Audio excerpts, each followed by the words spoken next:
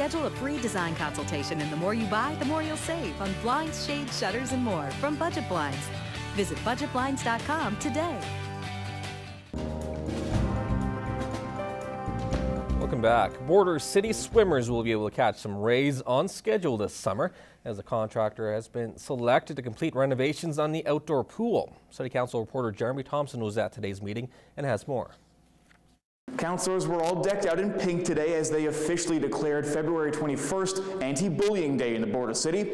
They also approved Watson Pools as the contractor best suited to do the outdoor pool renovations, with a proposal that came in $45,000 under budget. As you do when you budget, you do an estimate and you get what you think is in the ballpark, and it depends on what's happening in the labor market at that time. And Councillor Chris McQuid caused a stir on Facebook after mentioning that cities of comparable size to Lloydminster have held major curling events. While in the Border City, we lack the facilities to do so. Of course, we have a lot of infrastructure projects and needs on the go right now, but just something that I've seen other communities have been able to do successfully, and something that would be nice to see in the future for sure.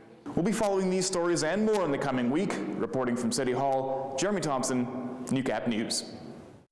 Many were rocking out for a cure Saturday night at the Stockade. It was the 6th annual event raising money for cancer research in the Border City, and organizers say it was the biggest year yet. The biggest thing is we have our first American band, Bret Michaels of Poison. That's a pretty big deal. The band Tupelo Honey was also back after popular demand. The headliner was rocker Bret Michaels. Organizers say $30,000 was raised in 2014 and expect a similar amount this year going to the Alberta Cancer Foundation. Pre-phase 1 clinical trials unit, which basically fast tracks new medications to cancer patients a lot quicker, so they get the treatment they need in a timely manner. If you missed the event and you want to donate, you can contact Brandy at 780-808-9624. Musgrave Agencies is getting recognized for its building across North America. They won second place in the light commercial category for the Insulating Concrete Forms Award in Las Vegas this month. Nominations were made across North America for anyone who builds with ICF. After putting in an application for the award, the Musgrave building made it to the top 3. Brian Robinson, along with a team, looked after designing, drawing, and developing the construction of the building. And a very inviting building. We went to great lengths to make it look good. Brick exterior, some stucco, walnut interior. The soundproofness and the warmth, we went triple glazed windows throughout. The heating systems, the hydronic heating systems in the floors, it just makes it a top grade building. About 55 people work in the building for Wilson Registries and Musgrave Real Estate.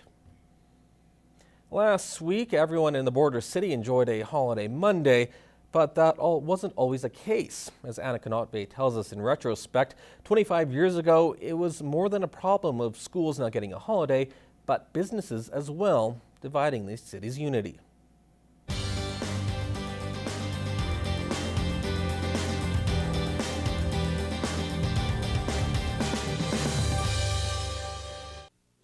Well, our schools will be operating on Monday the 19th. The reason being that we do follow the Saskatchewan Education Act. We are required to have a school year of a minimum length, and that length, I'm afraid, simply doesn't allow the scheduling of another holiday. Most of the kids in Lloydminster think they should have the day off, though. No, I think that the whole of Lloyd should get it off, yes, yeah. And what would you do if you had it off? I guess I would spend it at home with my family, just doing family things.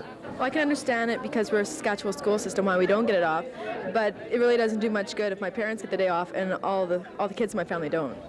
Dixie Goodfellow, president of the Lloydminster Chamber of Commerce, thinks the city should probably all go one way or the other on holidays like this one. Because it creates, again, a special problem because of the border city that Saskatchewan businesses will probably be open, so the Alberta ones feel obliged that they should be open, which means they have to pay their employers overtime if they're open, and it's an extra additional cost aside from the statutory holiday to begin with. The reason I'm staying open is because we're a border city. And being a border city, you know, people that are in competition with us are going to be open. What the Alberta government thought would be a day to spend with the family has turned into just another border issue in Lloydminster. Unless the Saskatchewan government adopts the holiday or the border is moved, it'll remain that way. Krista Polishi, Broadcast Centre News. Now, Alberta was the first province to have the statutory holiday back in 1990, but Saskatchewan and Lloydminster didn't follow suit and enjoy the holiday until 17 years later in 2007. Well, that's Retrospect. I'm Annika Notfate.